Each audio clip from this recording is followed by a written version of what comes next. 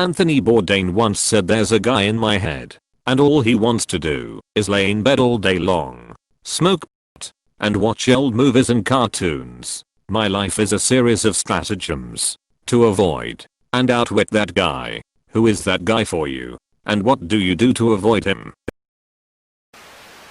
I hate mornings. I don't like waking up. I don't like breakfast as a genre or activity. I don't see a good reason to be anywhere ever before 10 AM. I started forcing myself to wake up early and go to the gym before work. And I hate it so much, but it makes me feel so goddamn good all day long. It's a shy healthy dose of morning endorphins that stops me from getting sleepy after lunch. Keeps me energized after work.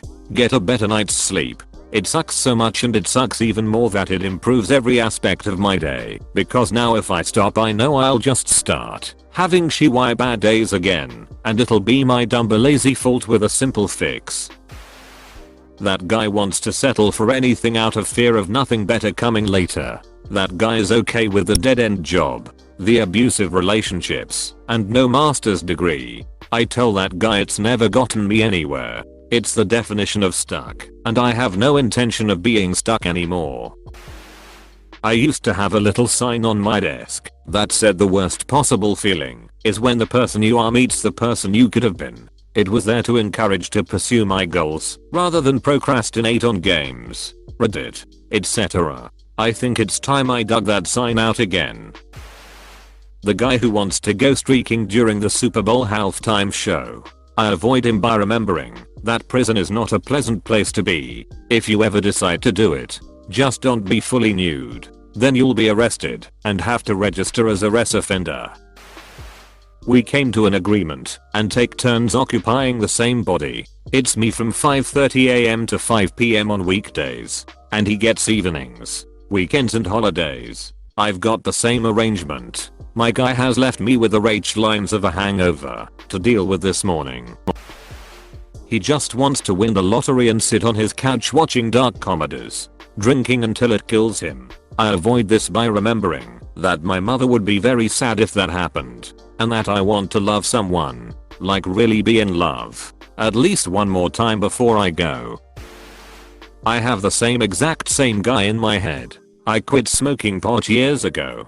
Before I hit 30, I can still stay in bed all day on some days. What keeps me from doing it? Having a 24H lane on my laptop. Too often are commitments I've made to myself, friends, and employers. Back in the day pot made it really easy to give up on those commitments. I miss pot, but I don't miss those times in general, which keeps me from going back.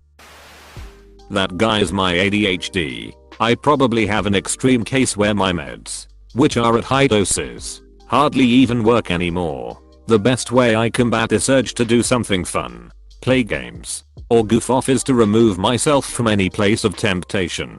Cut it off before you get the thought of even doing something pleasurable. What I do is that I find empty classrooms at my college and study, or do work in there. I will purposefully drive away from my home, which is full of games, food, fun, and comfort, to a classroom, just so I don't get the urge. And even if I do, I've created a barrier that takes too much guilt and effort of driving back and doing something fun. This got me through college.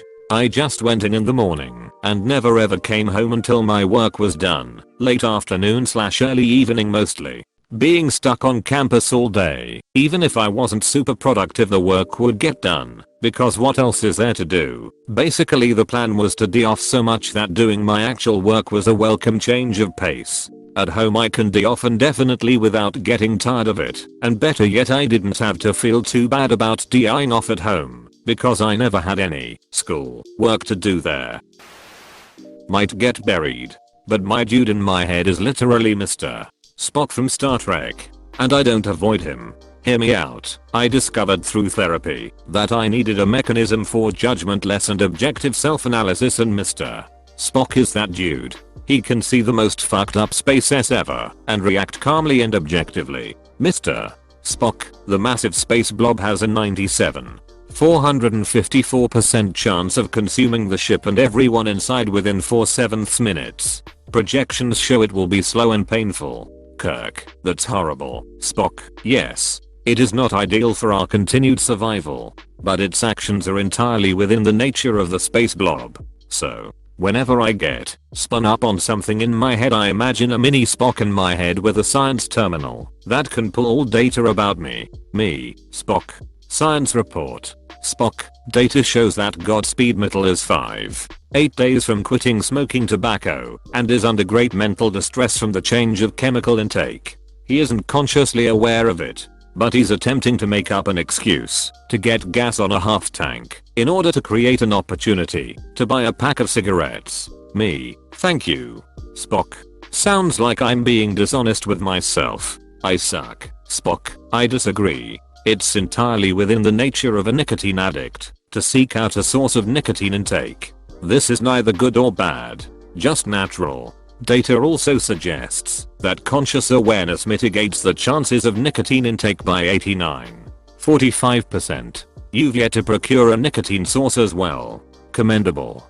Just going through that mental exercise will help knock me out of a mental spoon up state, help sort out emotions, feelings, all that stuff, into a paused, objective, and most importantly, non-judgmental way. Edit. Holy yes. I'm happy this was received as well as it was. This mechanism has helped myself so much. However, I'd offer a couple of words of advice if you are intending to take on this method as well, because it can be a frustrating mechanism to employ if you don't have your expectations set correctly. 1. Spock's reports will be amended, appended, referenced and reworked entirely. This is all part of the process. Even Spock had several times where extended analysis was needed to understand something in order to create a way to cope/overcome/worth. Don't treat everything he says as immutable truth. His analysis is only as good as the data he is able to receive through that mental science terminal. Your initial reports will upgrade that terminal for stronger analysis in the future. 2. You will fail as well, and that's totally okay. He's analyzed far more for me than just smoking. Everything from anxiety, struggles with work, and interpersonal relationships has been reviewed through that science terminal. But sticking with the smoking report as an example, recognizing that getting gas was just an excuse to get cigarettes didn't come from a single analysis, but was referenced from a prior science report, as at one point I had quit smoking, went to get gas a few days later, and drove away with a pack of cigs in my pocket. Spock reported. Godspeed Mittel formulated a reason to create an environment that allowed his weakened will to procure a source of nicotine. Further analysis shows that nicotine addiction is extremely subversive to Godspeed Mittel's psyche at a subconscious level. The strength of control the addiction exerts upon his mind is quite strong. Fascinating. Spock doesn't judge me, it all is what it is, and I respond. That is fascinating. My mind is stranger than I ever thought possible. However, I'm more in control because I now recognize this pattern of behavior. I believe that this can be identified at a later point if I do this again. Thank you, Spock. That failure to stop smoking at that time was an opportunity to learn about myself. And FYI, I'm several months smoke free and still going. 3. This isn't to make someone an emotionless logic machine. Either. Spock understands human nature is an emotional experience. Humans get horny, sad, happy, angry, depressed, excited, all of that stuff. That comprises a human condition. It's all part of the logic of being human. Take that into account. Yet strive to be aware of your humanity and make conscious decisions on what you do instead of subconsciously reacting emotionally. 4. Trust your intuition. Your instincts have been developed over millions of years of evolution. Your mind is powerful and can subconsciously recognize threats and bones to your world and yourself, even if you don't understand why your guts are acting the way they are. Don't dismiss it. Run it by Spock, and if you don't come to a satisfactory answer, you can always revisit later when you've more experience, time, and data. The guy in my head wants to lay in my pillow top bed with soft sheets, my Buffy blanket, memory foam pillows, and sleep 18 hours a day and hide from everyone, punctuated by gorging myself on takeaway food, getting raving drunk, and just watch endless history documentaries and plan travel trips for next year. If that's all I did, I would also probably take up smoking pot again. 2.